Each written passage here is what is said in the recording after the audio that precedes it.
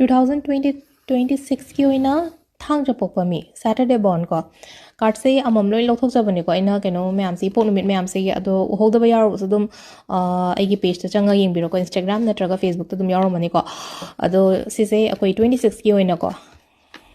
लाइसे यम फना लाइको कीगनो को थबा म तौ मतम द इशादा अकीबा को दुमा पाखतलगा खोलगा अदुमाइना थबा इंखांग तौबी यादे को कीबा यादे अदो सिलेना को काइगनो आई होनबम थोकपा आई तौबम थोकपा जन्ना होनो को सिलाइसे युम कई करी करा लेना को युम कई साजन बा खोचन बा दुमाइना पीरी को हंदके चही से युम कई साबो ओइरो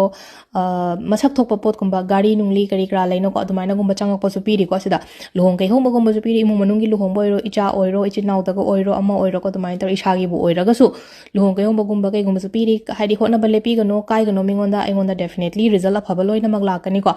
अदुगा सिलाइसे को हाइदि युम साबा ngamdadana ga leramba kholamba oiraga su hingoleba ngamdana leramba oitarga su handaki chahi se pdp ri ko yam phajana april umba kai guma sai dagi oina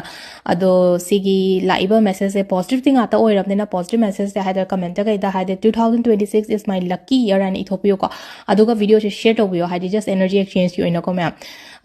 thank you